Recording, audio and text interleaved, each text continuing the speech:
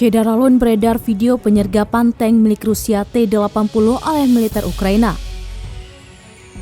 Militer Ukraina menyerang tank Rusia di jalanan menggunakan rudal anti-tank, namun tank tersebut tidak mengalami kerusakan sedikit pun. Meski terbakar, tank T-80 tetap melancarkan serangan ke pasukan Ukraina yang menyerang. Dalam video juga terlihat pasukan Ukraina kewalahan dan dipaksa mundur. Kejadian tersebut diduga terjadi di daerah Kharkiv.